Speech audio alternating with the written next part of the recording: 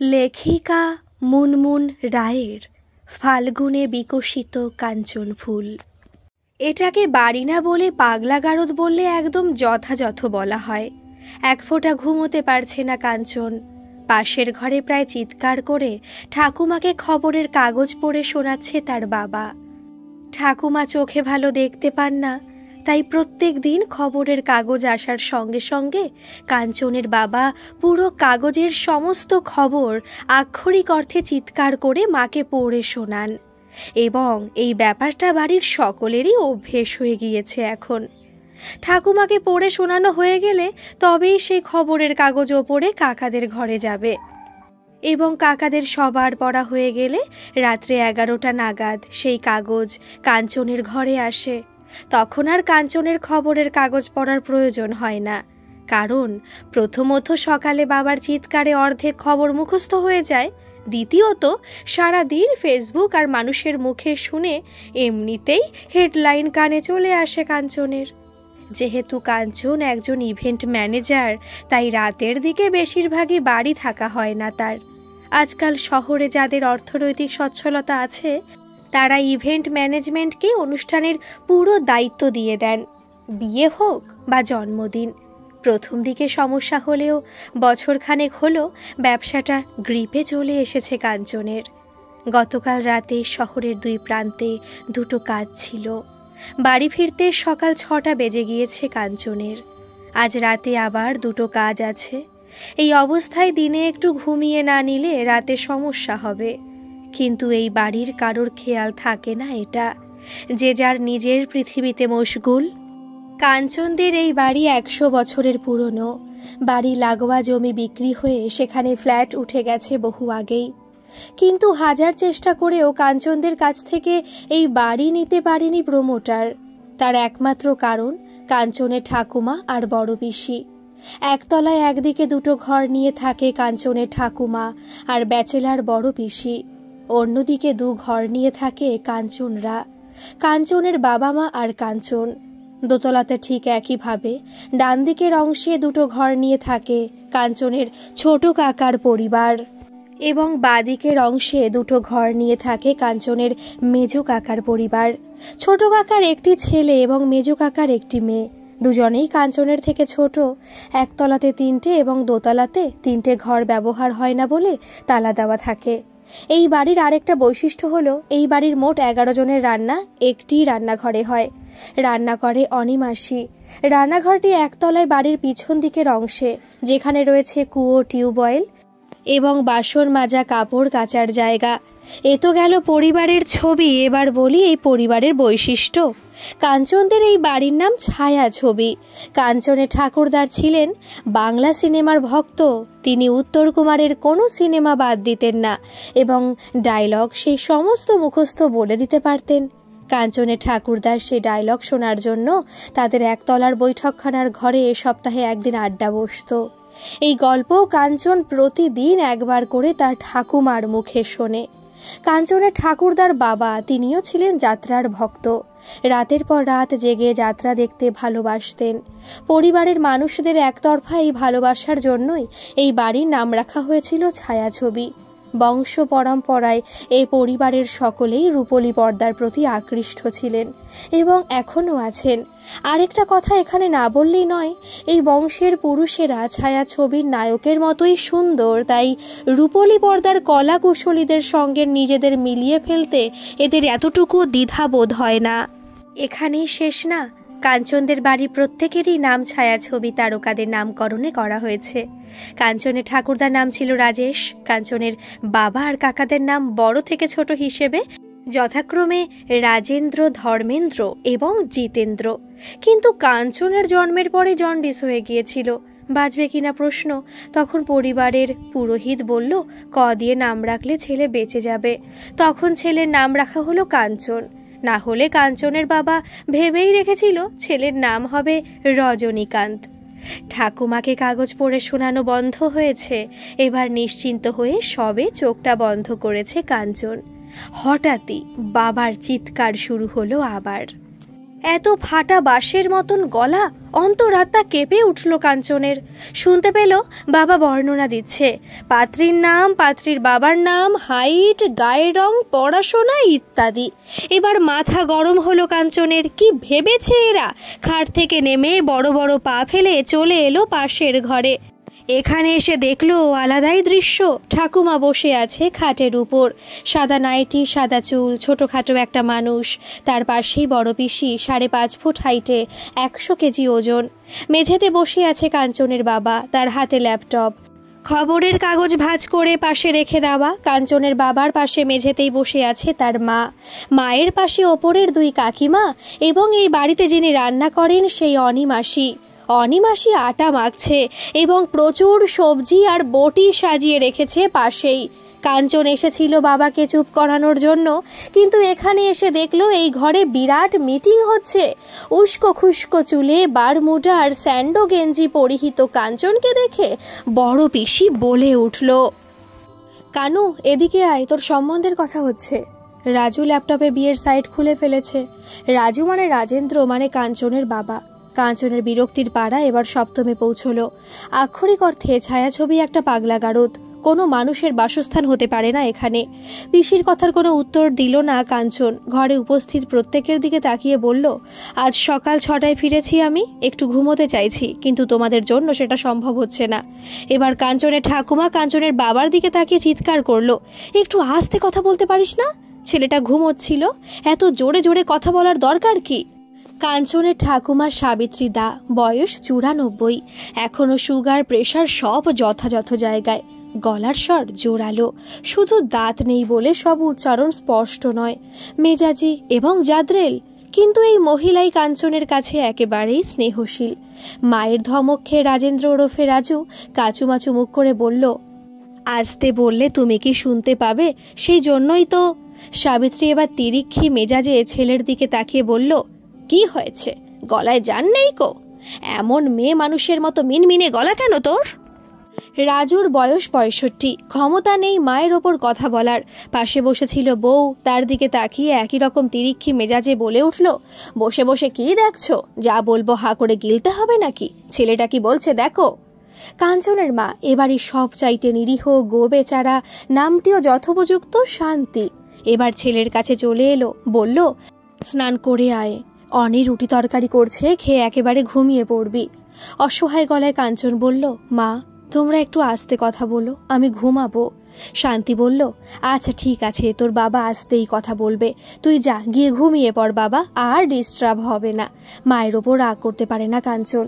এবার তাকালো ঘরের সকলের দিকে, দেখলো সবাই তার দিকেই তাকিয়ে আছে। প্রত্যেকের মুখে অসহায়তা, কারণ এরা মানুষ ভালো, শুধু বোধ কমেই যা। অগত্যা কাঞ্চন ফিরে এলো নিজের ঘরে। বিছানায় শুয়েছে 5 মিনিটও হয়নি, বাবার গলা শোনা যাচ্ছে, সঙ্গে সঙ্গে বড় পিসির গলাও শোনা গেল। বড় পিসি আরো জোরে চিৎকার করে বলছে, রাজু গলাটা নামিয়ে কথা বল, ছেলেটা ঘুমোচ্ছে। ঠাকুমাও জোরে চিৎকার করে বলল, বয়সটাই বেড়েছে, বুদ্ধি বাড়েনি তোর? ছেলেটার কথা একবার ভাব, সারা রাত কাজ করে এসে সবে একটু বিছানায় মাথা টেকিয়েছে। সঙ্গে সঙ্গে ছোট কাকিমা বলল, আমি তো টের পেলাম কানু যখন ঢুকলো তখন সকাল হয়ে গেছে। আমি ভাবছিলাম ছেলেটা কত পরিশ্রম করতে পারে, আমাদের সমু ঠিক দাদার মতোই হবে।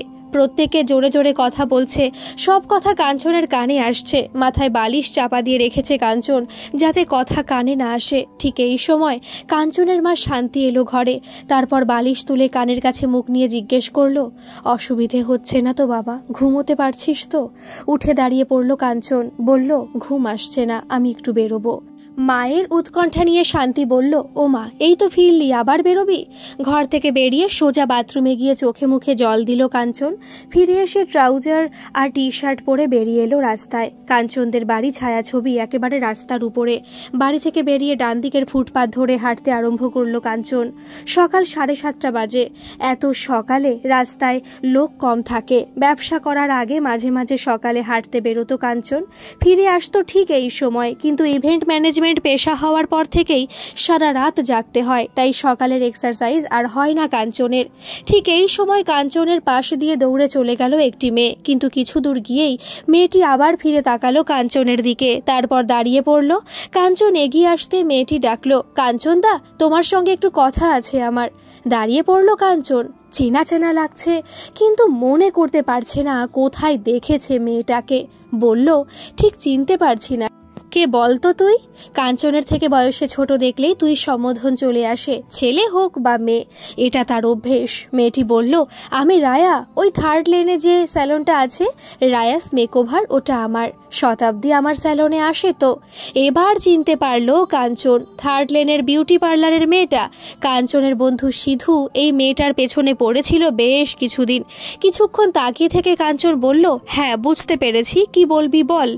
রায়া বলল, একটু বসে কথা বলতে হবে দাদা, যদি তোমার অসুবিধে না হয় আমি তোমার বাড়িতে যেতাম আজকে। কাঞ্চন বলল, কোনো ইভেন্টের ব্যাপার থাকলে তুই আমাকে ফোন করে নিতে পারিস, আমি তোকে নাম্বার দিয়ে দিচ্ছি। রায়া বলল, ইভেন্টের ব্যাপার, কিন্তু ব্যাপারটা একটু সিক্রেট রাখতে হবে, বসে কথা বলতে হবে দাদা, প্লিজ একটু সময় দাও। এত অদ্ভুত কথা কাঞ্চন এই প্রথম শুনল। একটা অনুষ্ঠান হচ্ছেই যখন, তখন সেটা আর গোপন থাকলো কোথায়? তবে ক্লায়েন্টের সমস্যা নিয়ে কাঞ্চনের মাথা ব্যথা নেই। কাঞ্চনের কাজটা পাওয়া নিয়ে কথা, যেখানে পয়সা আসবে সেখানে কাঞ্চনের মুখ বুজে থাকতে কোনো সমস্যা নেই। তবে অবশ্যই যদি নিজের ব্যক্তিগত সমস্যা না হয়ে থাকে। সাধারণত ক্লায়েন্টদের সাথে অফিসে বসেই কথা বলে কাঞ্চন। কাঞ্চনের নিজের অফিস এখান থেকে বাইকে 10 মিনিট লাগে, কিন্তু বিকেলের আগে অফিসে ঢুকবে না কাঞ্চন। আর এখন বাইক চালাতে ভালো লাগছে না তার। রায়া পাড়ার মেয়ে, তাই বাড়িতে বসে কথা বলে নিলে সমস্যা নেই। রায়ার দিকে তাকিয়ে কাঞ্চন বলল, সমস্যা না হলে আমার বাড়িতে চলে আয়, এখন রাতে আমার হবে না, আজ সকালটা ফ্রি আছি। সঙ্গে সঙ্গে রায়া বলল, তাহলে আমি ফ্রেশ হয়ে আধা ঘন্টার মধ্যে তোমার বাড়িতে পৌঁছে যাচ্ছি। অল্প হেসে কাঞ্চন বলল, চলে আয়। চলে গেল রায়া। ঠিক সেই সময় উল্টো দিক থেকে দৌড়ে আসতে দেখা গেল সিধুকে। কাছাকাছি এসেই কাঞ্চনের দিকে তাকিয়ে সিধু বলল, তুই নিশ্চয়ই জানিস ও তোর বৌদি, রায়ার দিকে চোখ দিবি না কিন্তু। হেসে ফেলল কাঞ্চন, বলল, বসে বসে পয়সা কামাস তো, তাই আর কোনো চিন্তা নেই মাথায়। ক্লায়েন্ট হয়ে রায়া আসছে আধা ঘন্টার মধ্যে আমার বাড়িতে, চলে আয়। মুখ শুকিয়ে গেল সিধুর। বলল, ক্লায়েন্ট মানে? তুই তো ইভেন্ট ম্যানেজমেন্ট করিস, তোর ক্লায়েন্ট মানে? ও কি বিয়ে করছে নাকি? রায়ার বিয়ের ইভেন্ট ম্যানেজমেন্ট তুই করবি? এত বড় ক্ষতিটা করিস না ভাই। বিরক্ত মুখে সিধুর দিকে তাকালো কাঞ্চন। বলল, আমার মনে হয় না রায়া নিজের ইভেন্টের জন্য আসবে, ফালতু না বকে চলে আয়।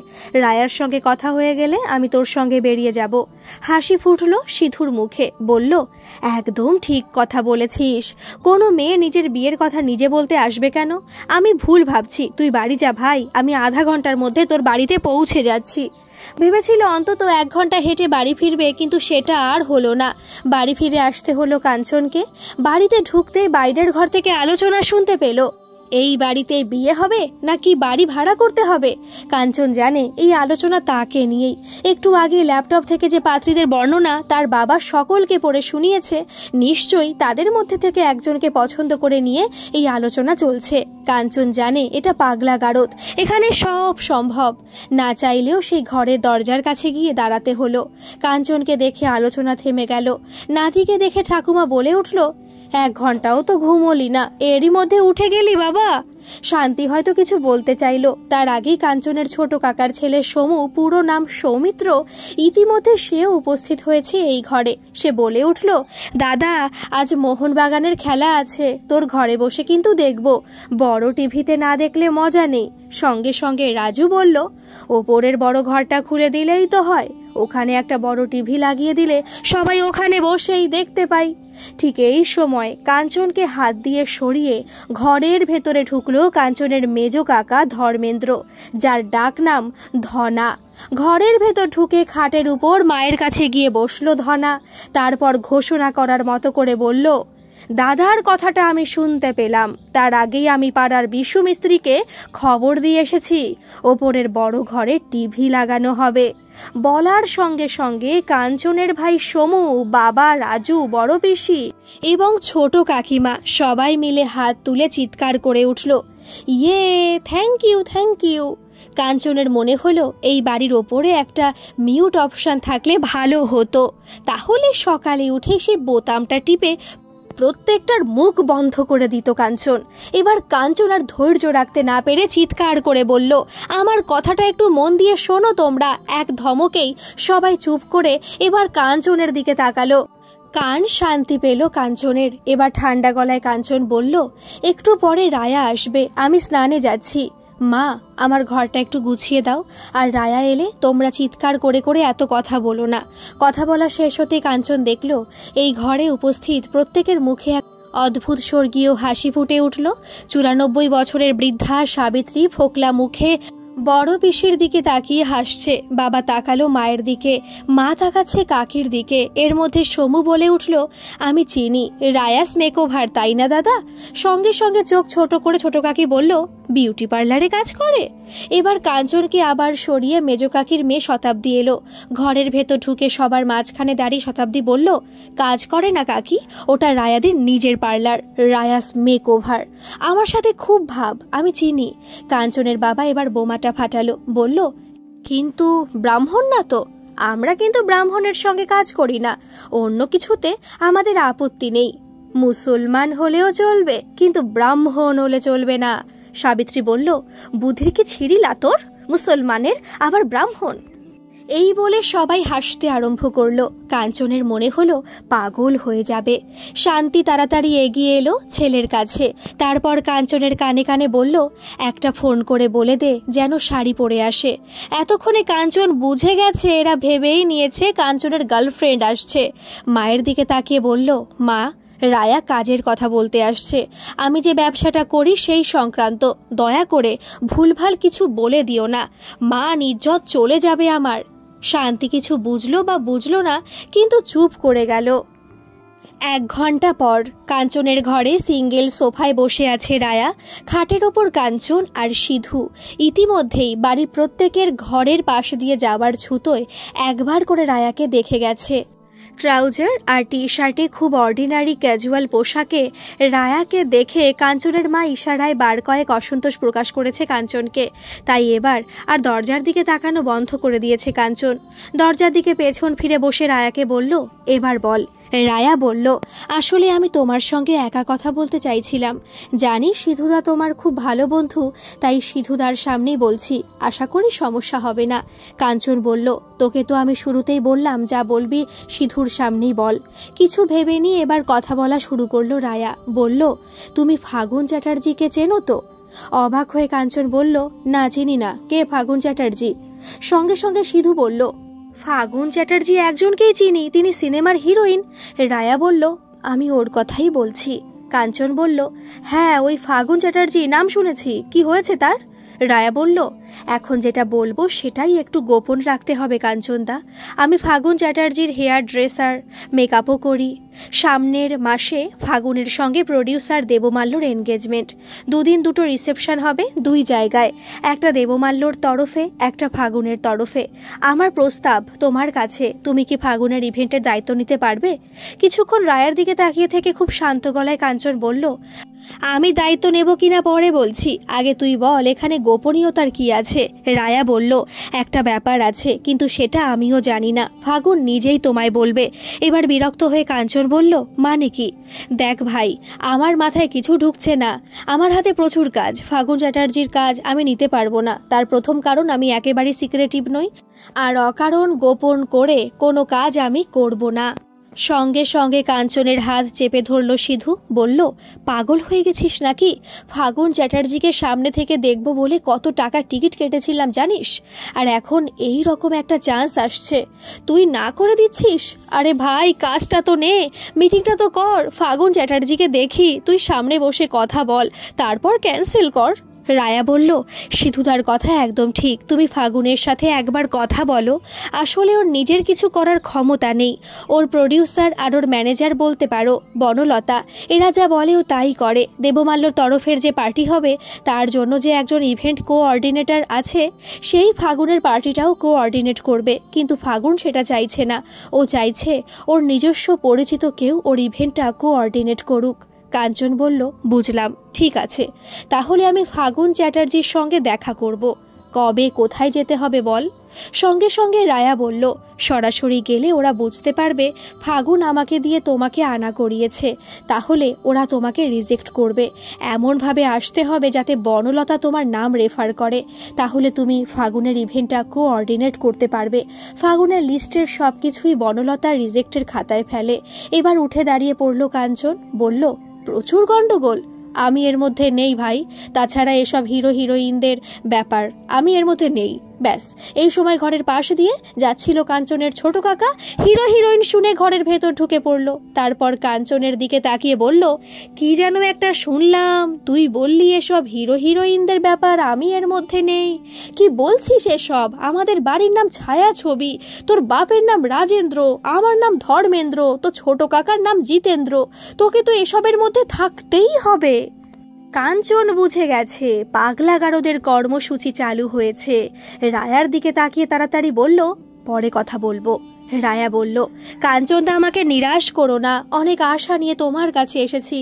সঙ্গে সঙ্গে কাঞ্চনের ছোট কাকা বলল, কি ব্যাপার আমি জানি না, কিন্তু তুমি রায়া এসেছো আমাদের বাড়িতে এবং কোনো একটা কাজ তুমি চাইছো কাঞ্চন করুক, যার মধ্যে হিরো হিরোইন এই ব্যাপার আছে, কিন্তু কাঞ্চন করতে চাইছে না। এবার আমি তোমাকে কথা দিচ্ছি যে কাজই হোক কাঞ্চন করবে।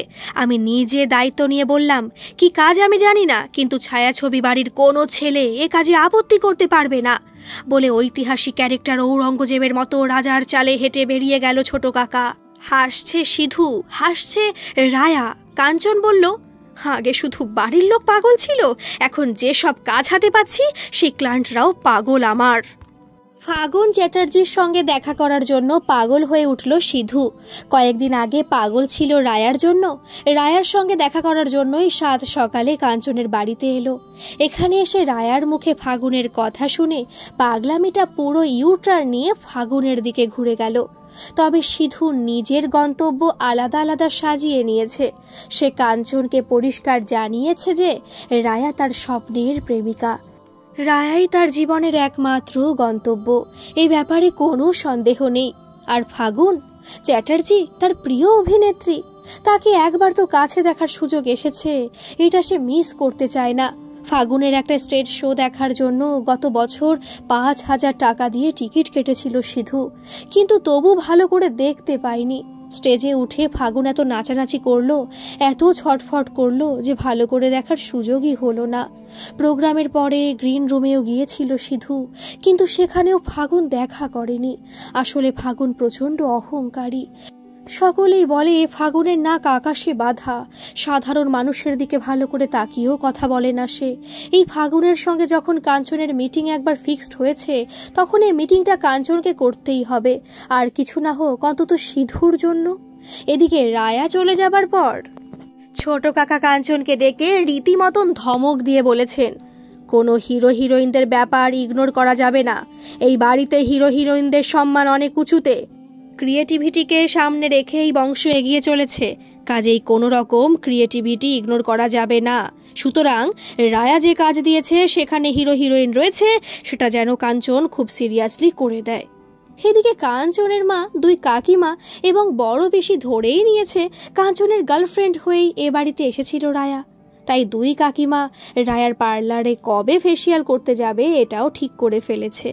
তবে এতগুলো ঘটনার মধ্যে কোনোটাতেই মন দেওয়ার সময় নেই কাঞ্চনের, কারণ আজ রাতে কাঞ্চনের যে দুটো ইভেন্ট আছে, তার মধ্যে একটা ইভেন্টে 50 জন বরযাত্রীকে এয়ারপোর্ট থেকে আনতে হবে এবং তাদের মধ্যে একজন কলকাতায় এসে বাইক চালাবার ইচ্ছে প্রকাশ করেছে।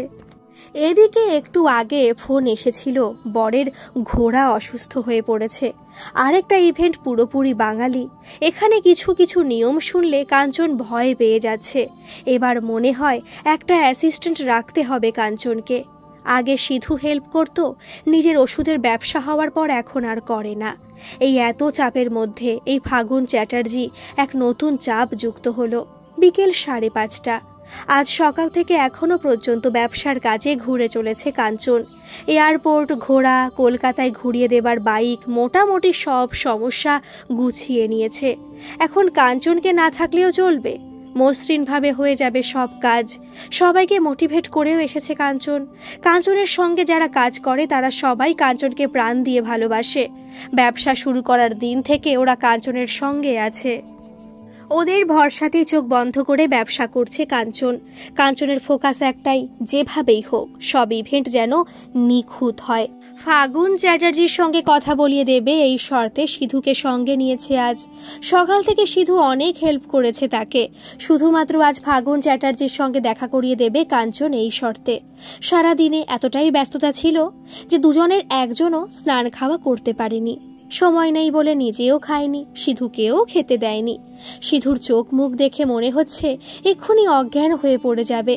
এদিকে রায়াকে বারণ করে দেবার পর থেকে কাঞ্চনকে আর ফোন করেনি রায়া।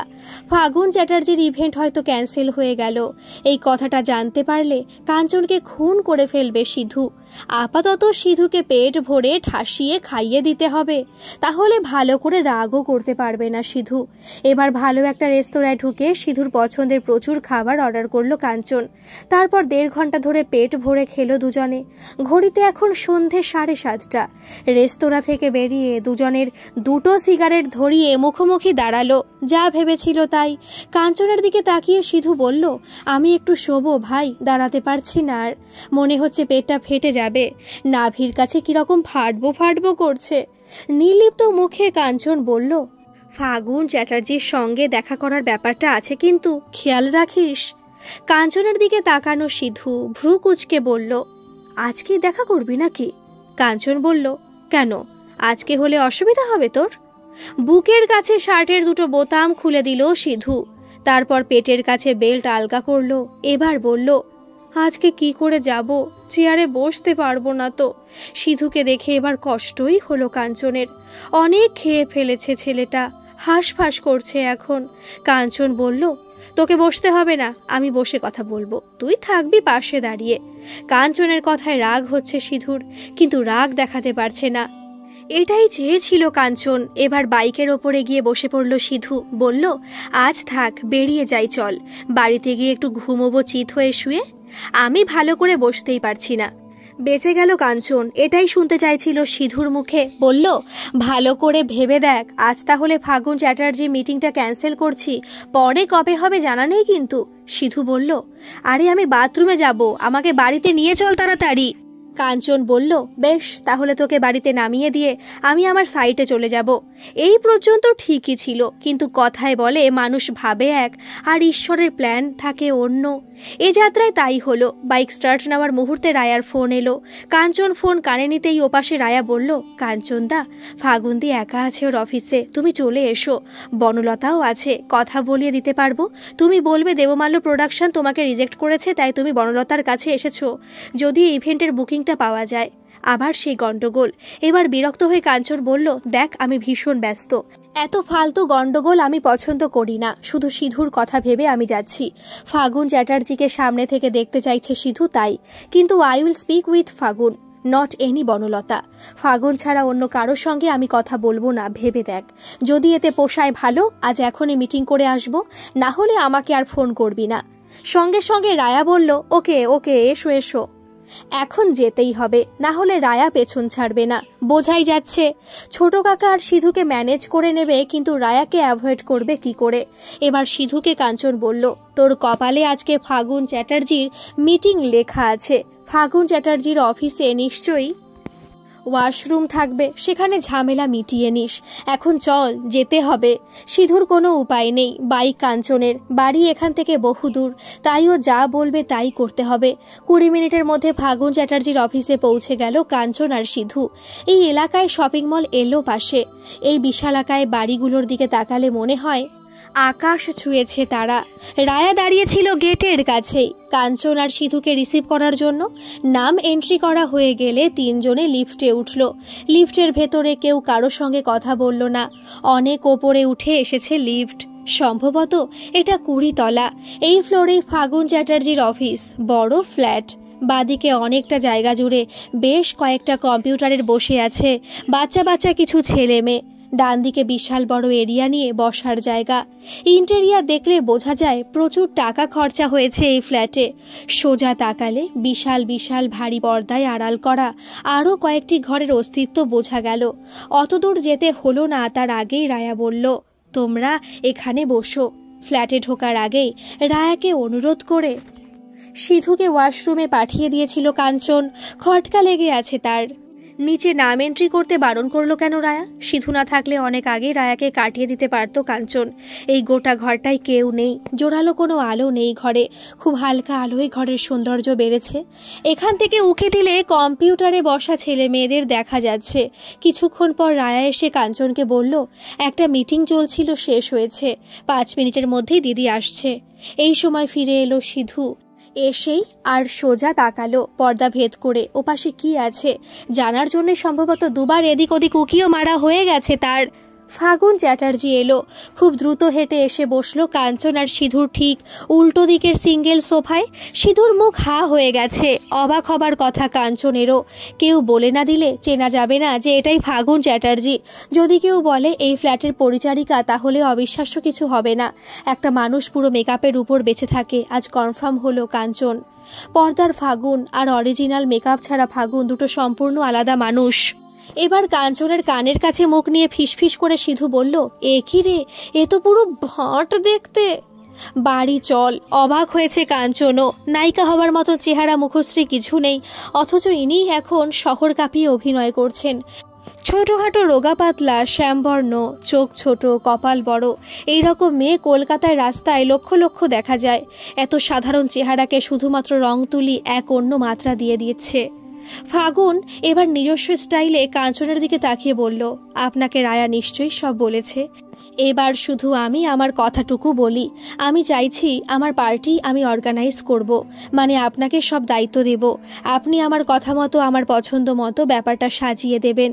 উত্তর দিল না কাঞ্চন। ফাগুন আবার বলতে আরম্ভ করলো, আসলে দেবমাল্য বিশাল হাইফাই ব্যাপার করে ফেলেছে, তাই আমি খুব বেশি বাড়াবাড়ি করব না। অল্প কয়েকজন বন্ধু বান্ধবদের মধ্যে সীমিত রাখবো, বুঝতে পারছেন তো? কাঞ্চন বলল, আপনি আপনার কথা শেষ করুন, আমি বলছি। আবার বলতে আরম্ভ করলো ফাগুন, দেখুন, আসলে সফলতার শিখরে পৌঁছে যাওয়াটা ততটা কঠিন নয় যতটা কঠিন সেটা ধরে রাখা। সেই সময়টার ভেতর দিয়েই যাচ্ছি আমি। বেশ কিছু শত্রু তৈরি হয়ে গেছে ইতিমধ্যেই। এইটুকু বলেই চুপ করলো ফাগুন। সঙ্গে সঙ্গে কাঞ্চন বলল, এর সঙ্গে পার্টির কি সম্পর্ক? অল্প হেসে ফাগুন বলল, সম্পর্ক আছে বলেই তো বলছি। আসলে অন্যান্য জায়গায় শত্রুরা কি করে জানি না, কিন্তু আমাদের ফিল্ডে শত্রুরা অনেক বেশি ডেয়ারিং হয়। আমি অনেকেরই পথের কাটা। আমাকে একদম পুরো সরিয়ে দিতে পারলে অনেকের সুবিধা হয়। কাঞ্চন বলল, আপনি লাইফ রিস্কের কথা বলছেন? ফাগুন বলল, হ্যাঁ তাই বলছি। সেই কারণেই আমি এমন একজনকে চাইছিলাম যাকে আমি বলতে পারবো সবটা, যার কাছ থেকে ফুল সাপোর্টটা পাবো। হেসে ফেললো কাঞ্চন, বলল, এখানে আমি আপনাকে কিভাবে ফুল সাপোর্ট দেব? সবটা শুনে আমার তো লাভ নেই। আপনার সিকিউরিটি বাড়িয়ে দিন বা কোনো সংস্থার সঙ্গে যোগাযোগ করুন। আমার ব্যবসা ইভেন্ট ম্যানেজমেন্টের। এবার কাঞ্চন লক্ষ্য করল ফাগুনকে বিব্রত এবং কিছুটা ভীত লাগছে। এই কারণেই হয়তো ম্যাডাম মেকআপ করতে ভুলে গিয়েছে। এবার ফাগুন বলল, সেটা সম্ভব নয়, জানাজানি হয়ে যাবে। দেখুন, আপনাকে দিয়ে যখন কাজটা করাবো, আপনাকে বলতে দ্বিধা নেই, আমার সেই শত্রু আমার পরিচিত, খুবই পরিচিত।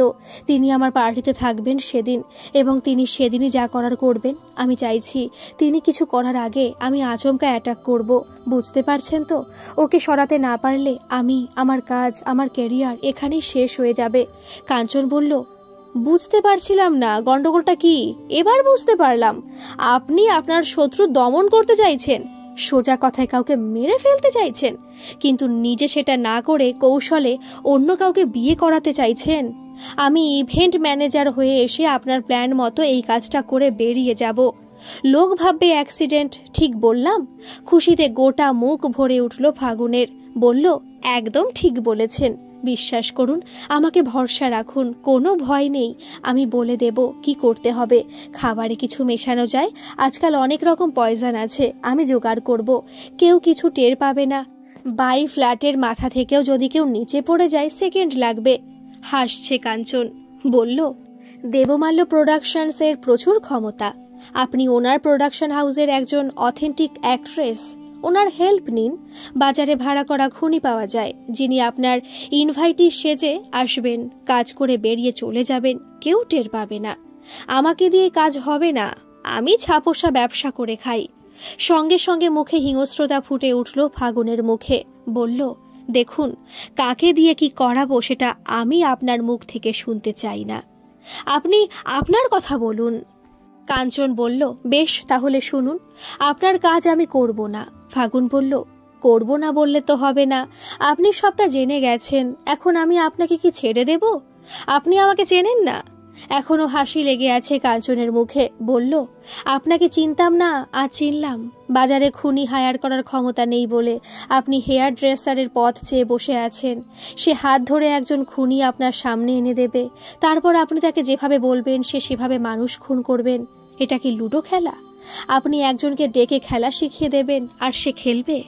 ফাগুনের গোটা মুখে ক্ষোভ, দাঁতে দাঁত চেপে বলল, আপনি আপনার সীমা ছাড়াচ্ছেন। কঠিন হলো কাঞ্চনের গলা। বলল, সীমা ছাড়ালে আমার হাত চলে, পাও চলে দরকারে, ভদ্রভাবে দাঁড়িয়ে কথা বলি না, সুতরাং আমি সীমা ছাড়াইনি ধরে নিন। আর একটা কথা, রায়া আমার পাড়ায় থাকে, জানি ও ভালো মেয়ে, ওকে দিয়ে হবে না, আপনি অন্য কারোর হেল্প নিন। কথাগুলো বলে উঠে দাঁড়িয়ে পড়ল কাঞ্চন। সঙ্গে সঙ্গে কাতর গলায় ফাগুন বলল, প্লিজ হেল্প মি, টাকা পয়সার কোনো সমস্যা হবে না, বিশ্বাস করুন, আপনি যা চাইবেন তার ডবল দেব। কাঞ্চন বলল, আসলে কি বলুন তো, আমার ভাগ্য ইদানিং পাগলদের সঙ্গে জুড়ে গেছে, যেদিকে তাকাচ্ছি সেদিকে পাগলের ছড়াছড়ি। আপনার দোষ নেই, সবই আমার ভাগ্য। আচ্ছা, চললাম। মাথা নিচু করে সোফায় বসে কাঁদছে ফাগুন। বর্তমানে 1 নম্বর নায়িকা কে বলবে? এতক্ষণ এক পাশে দাঁড়িয়েছিল, এবার এগিয়ে এলো রায়া। বলল, দিদি খুব বিপদে আছে কাঞ্চনদা, সেই কারণেই তোমাকে ডেকে আনা, তোমার কথাই মাথায় এসেছিল তাই। আর এখানে যা কথা হলো প্লিজ কাউকে এসব জানিও না। কাঞ্চন বলল, আমি খুব ব্যস্ত থাকি রায়া, এখান থেকে বেরোলেই মাথা থেকে এই পুরো ঘটনা বেরিয়ে যাবে, কাউকে বলার প্রশ্ন নেই, আর সিধুও বলবে না কাউকে। তবে তুই এসব গন্ডগোলে নিজেকে জড়াস না। কান্না ভেজা চোখ নিয়ে কাঞ্চনের দিকে তাকালো ফাগুন। বলল, তাও আমি অনুরোধ করলাম, একটু ভেবে দেখুন, নিজেকে বাঁচানোর জন্য এছাড়া আমার কোনো উপায় নেই। কাঞ্চন বলল, সত্যি যদি নিজেকে বাঁচাতে চান লোকাল থানায় চলে যান। আপনি জনপ্রিয় নায়িকা, সাহায্য পাবেন 100% নিশ্চিত করে বলতে পারি। আপনার ওয়ার্ড কাউন্সিলরের কাছেও যেতে পারেন, গিয়ে বলুন আপনি বিপদে আছেন, প্রশাসনিকভাবে সাহায্য পাবেন। সঙ্গে সঙ্গে ফাগুন বলে উঠল, আপনি বুঝতে পারছেন না, সোজাভাবে কিছু হওয়ার নয়, সোজা জায়গায় আর ব্যাপারটা নেই। কাঞ্চন বলল, বুঝেছি, আপনার মধ্যে একটা মানুষ খুনের নেশা চেপেছে। এক কাজ করুন, যারা এই কাজ করে তাদের টাকা দিয়ে ভাড়া করুন, আমাকে যেটা বললেন সেই ডবল টাকার গল্পটাই দেবেন, রাজি হয়ে যাবে। তবে নিজে চেষ্টা করবেন না, আপনি শিওর ছড়াবেন। অসহায় গলায় ফাগুন বলল, আপনি কি কোনোভাবেই? ফাগুনের কথা শেষ হলো না, তার আগে কাঞ্চন বলে উঠল, আমার সাথে যোগাযোগ করার আর একদম চেষ্টা করবেন না। আরেকটা কথা বলে যাই, আমি কাউকে কিছু জানাবো না, আপনাকে কথা দিয়ে গেলাম। তবে হ্যাঁ, আপনি যদি ওপর চালাকি করতে যান তাহলে বলে রাখি, আপনার সব কথা আমার মোবাইলে রেকর্ড হয়ে আছে। তাই বলছি, আমি এসেছিলাম আপনার পার্টি বুকিংয়ের জন্য, বুকিং হয়নি, ফিরে যাচ্ছি, এটাই সত্যি হয়ে রইল। চললাম ম্যাডাম। ফ্ল্যাট থেকে বেরিয়ে এলো সিধু কাঞ্চন দুজনেই। 5 মিনিট পরে বাইক থামলো রাস্তার ধারে, নেমে দাঁড়ালো দুজনেই। এবার সিধু বলল, এটা কি ছিল ভাই? সিগারেট ধরালো কাঞ্চন। বলল, আমারও প্রশ্ন, এটা কি ছিল? সিধু বলল, আর একটু হলেই তোকে সুপারি কিলার বানিয়ে দিচ্ছিল। কাঞ্চন বলল, আচ্ছা, আমাকে দেখলে কি মনে হয় যে আমার ব্যবসা চলছে না? এবার কাঞ্চনের দিকে কিছুক্ষণ তাকিয়ে সিধু বলল, কই না তো, কেন? কাঞ্চন বলল, পুরো বাড়িতে ডেকে নিয়ে খুন করার কথা বলছে মাইরি।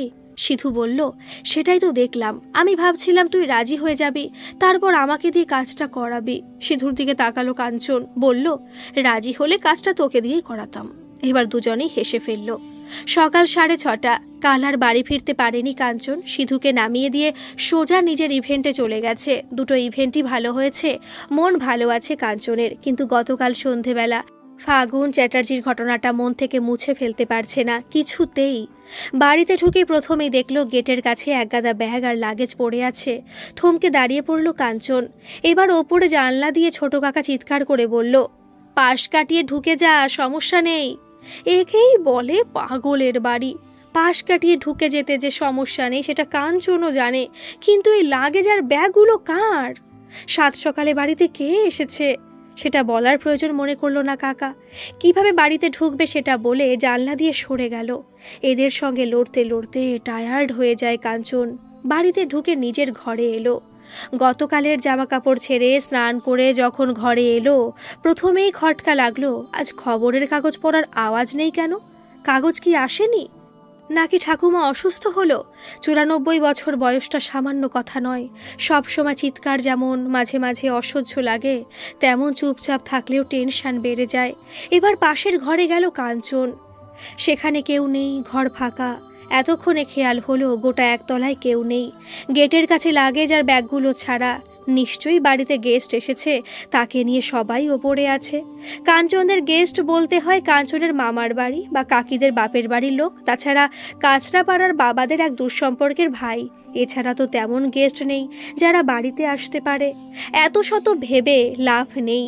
গতকালের ঘটনাটার জন্য মনে একটা খচখচানি আছে, তাই বাড়ির ব্যাপারে ইন্টারেস্ট না নিয়ে নিজের বিছানায় গিয়ে শুয়ে পড়ল কাঞ্চন। কখন ঘুমিয়ে পড়েছিল খেয়াল নেই। ঘুম ভাঙল মেজ কাকার ডাকে। মেজ কাকা বসে আছে কাঞ্চনের খাটের উপর পায়ের কাছে। কাঞ্চনের চোখে ঘুম। হাত ঘড়িতে দেখল 10:30 বাজে। খবরের কাগজের আওয়াজ নেই, তাই এতক্ষণ ঘুমোতে পেরেছে। যে গেস্ট এসেছে তাকে ধন্যবাদ। কাঞ্চনের দিকে তাকিয়ে এবার মেজ কাকা বলল, তুই তো বাড়িতেই থাকিস না, তোকে কিভাবে জানাবো? হঠাৎ করে একটা সিদ্ধান্ত নিতে হয়েছে আমাদের। কাঞ্চন বলল, কি হয়েছে? এই সময় ছোট কাকা ঘরে এলো। সরাসরি মেজ কাকার দিকে তাকিয়ে বলল, ধনাদা, কানুকে বলেছিস? ধনা মানে ধর্মেন্দ্র। এইবার কাঞ্চনকে বলতে আরম্ভ করল, শোন, খুব বিপদগ্রস্ত হয়ে পড়ে বিধবা তার একমাত্র মেয়ে। কিছুদিন বাড়িতে আশ্রয় নিতে এলো। কোনো ব্যাপার না, নিচের ওপাশের ঘরে থাকবে। উঠোনের ওপরে যে বাথরুম ওটা ইউজ করবে। আপাতত আমাদের সঙ্গে খাওয়া দাওয়া করবে। তারপর তো ঠাকুমার যে ছোট ভাড়ার ঘর, ওটা বলেছি রান্নাঘর করে নিতে। এতক্ষণ শুয়ে শুয়ে কথাগুলো শুনছিল কাঞ্চন। এবার উঠে বসে পড়ল। বলল, কিচ্ছু মাথায় ঢুকলো না আমার। বাড়ি ভাড়া দিলে নাকি তোমরা? কথাটা বলার সময় কাঞ্চন দেখল দরজার বাইরে পরিবারের সবাই রয়েছে। এবার বড় পিসির গলার আওয়াজ পাওয়া গেল, আমি আগেই বলেছিলাম কানু আপত্তি করবে, বাড়িতে অন্য লোক ঢোকাস না। তোরা তো শুনলি না কিছু। মেজ কাকার দিকে তাকিয়ে কাঞ্চন বলল, টাকা পয়সার খুব দরকার হয়ে পড়ছিল, তাহলে আমাকে বলতে পারতে। এবার ছোট আর মেজো একসঙ্গে চিৎকার করে বলে উঠল, আরে না না, ভাড়া না, আমরা বলেছি এমনি থাকো, 6 মাস এমনি থাকুক, তারপর দেখা যাবে। এমন পাগলের বাড়ি পৃথিবীতে খুঁজলেও পাওয়া যাবে না। দুটো মানুষকে বাড়িতে এনে তুলেছে, ভাড়া না, এমনি থাকবে। তারা আমাদের সঙ্গে খাবে। কাঞ্চন বলল, কেন, তারা কারা? আমাদের বাড়ি চিনে এলো কি করে? ধনা বলল, ও পাশের দত্তদার বাড়িতেই ভাড়া থাকার কথা, কিন্তু দত্তদার ছেলে এসে গেছে। আমেরিকার চাকরি ছেড়ে দিয়ে এদিকে এদের কথা দিয়ে দিয়েছিল দত্তদা যে নিচের একটা ঘর এদের ভাড়া দেবে। সেই ভরসায় এরা আলিপুরদুয়ার থেকে কলকাতা এসেছে। এখন তো উপায় আর নেই। দত্তদা 3 মাস সময় চেয়েছে। এই 3টে মাস ওরা আমাদের বাড়িতে থাকবে। মেজো কাকার কথাগুলো শুনল কাঞ্চন। এই মুহূর্তে দরজায় দাঁড়িয়ে আছে কাঞ্চনের বাবা মা, কাকিরা। প্রত্যেককে একবার করে দেখে নিয়ে কাঞ্চন বলল, উপরে চলো, কাদের এনেছো আমি কথা বলবো। আগে আগে কাঞ্চন যাচ্ছে, পেছনে একটা বড় মিছিল। ওপরে উঠে এলো কাঞ্চন। বড় বারান্দার গায়ে পরপর ঘর। ডান দিকে যে 3টে ঘরে তালা দেওয়া থাকে তার একটি খোলা। সেই ঘরের সামনে দাঁড়াতেই কাঞ্চন দেখল ঘরের ভেতরে বড় 3টে ব্যাগ, এবং সেই ব্যাগের পাশে মেঝেতে কাগজ পেতে বসে আছে একজন মহিলা, যিনি কাঞ্চনের মায়ের বয়সী হবেন। এই ব্যাগ 3টে নিচের গেটের কাছে সকালে দেখেছে কাঞ্চন। দরজার বাইরে দাঁড়িয়ে কাঞ্চন জিজ্ঞাসা করল, ভেতরে আসতে পারি? ভদ্রমহিলা চোখ বন্ধ করে বসেছিল। চমকে উঠে তাড়াতাড়ি শটান দাঁড়িয়ে পড়ল। এবার ভদ্রমহিলার সামনে গিয়ে দাঁড়ালো কাঞ্চন। ভদ্রমহিলার দিকে তাকিয়ে কোনো কড়া কথা বলতে আর ইচ্ছে করলো না কাঞ্চনের। ভদ্রমহিলাকে দেখেই মনে হচ্ছে উনি খুব নিরীহ এবং অবশ্যই এখন ক্লান্ত। কাঞ্চন বলল, কলকাতায় আপনাদের কোনো আত্মীয় নেই? সরু গলা ভদ্রমহিলা খুব শান্তভাবে বলল, আমাদের আত্মীয় এখানে কেউ নেই। ট্রেনে ওঠার আগে ফোনে আমার মেয়ের সঙ্গে কথা হয়েছিল দত্তবাবুর, কিন্তু তারপরেই উনি ফোন করলেন অসুস্থ হয়ে ওনার ছেলে হঠাৎই চলে এসেছে পরিবার নিয়ে, উনি তাই এখন ঘর ছাড়তে পারবেন না। আমার এখন এমন অবস্থা যে ওদিকে ফিরে গেলেও থাকার জায়গা পাবো না। অন্তত একটা মাস কলকাতায় আমাকে থাকতেই হবে। আপনারা বিশ্বাস করুন, আমি 1 মাস পর বাড়ি ছেড়ে দেব। এরপর আর কি বলবে কাঞ্চন বুঝতে পারল না, বলল রেস্ট নিন বলে ঘর থেকে বেরিয়ে এলো। এবার সোজা নিচে চলে এলো কাঞ্চন। কাঞ্চনের পেছনে পেছনে গোটা মিছিল নিচে চলে এলো। কাঞ্চন জানে এই মিছিল এখন তার সঙ্গেই থাকবে, তাই সে সোজা ঠাকুমার ঘরে গিয়ে বসলো। এ বাড়িতে এই ঘরটাই সবচাইতে বড়। কাঞ্চন ঢোকার সঙ্গে সঙ্গে বাড়ির সবাই এই ঘরে ঢুকে পড়লো। একটু পরে কাঞ্চনের ঠাকুমা সাবিত্রী দেবী এলো, খাটে উঠে কাঞ্চনের পাশে বসলো। সবার মুখের দিকে তাকাচ্ছে কাঞ্চন, প্রত্যেকেই কাঞ্চনের রিয়াকশন জানার অপেক্ষায় আছে। এই বাজারেও এইরকম একটা পরিবারের সঙ্গে থাকতে পেরে মাঝে মাঝে নিজেকে গর্বিত মনে হয় কাঞ্চনের। মনে মনে পরিবারের প্রশংসা করলেও মুখে কিছু বলা যাবে না। এদের কোনো মাত্রা জ্যোতি চিহ্ন নেই। খুব গম্ভীর মুখে এবার ধনার দিকে তাকিয়ে কাঞ্চন বলল, ঠিকই আছে সব, 1 মাস 2 মাস দেখো, তারপর যেন অন্য বাড়ি দেখে শিফট করে যায়। খামোখা বাড়িটা ভাড়া দিও না, বাড়ি নষ্ট হবে। তাছাড়া এদের আমরা ভালো মতো চিনি না। এবার সঙ্গে সঙ্গে বড় পিসি বলে উঠল, আমি বলেছিলাম না আমাদের কানু আপত্তি করবে না, দেখলে তো ঠিক কেমন রাজি হয়ে গেল। ওর মন অনেক বড়, আমার বাবার মতো। আমার বাবা ঠিক এরকম ছিল, বলো মা? বাবার মন কত বড় সেটা ঠাকুমা বর্ণনা করতেই যাবে। ঠিক সেই সময় সিধু এলো, সবাইকে ঠেলে ঘরে ঢুকে কাঞ্চনের সামনে এসে দাঁড়ালো। উদ্ভ্রান্তের মতন এলোমেলো চুলে মুখে আতঙ্ক নিয়ে তাকিয়ে আছে কাঞ্চনের দিকে। উঠে দাঁড়ালো কাঞ্চন, সিধুর গায়ে হাত দিয়ে বলল, কি হয়েছে? সিধু বলল, গতকাল 20 তলা ফ্ল্যাটের ছাদ থেকে পড়ে ফাগুন চ্যাটার্জি মারা গেছে। এখনকার মতো এই পর্যন্তই থাক। এর দ্বিতীয় পর্ব কাল দুপুর 2:30-তে আপলোড করা হবে, আর তারপরে মাত্র 1 বা 2 পর্ব হবে। গল্পটি আপনাদের কেমন লাগছে অবশ্যই কমেন্টে জানাবেন, আর ভালো লাগলে একটা সাবস্ক্রাইব করে আমার পাশে থাকবেন। ধন্যবাদ।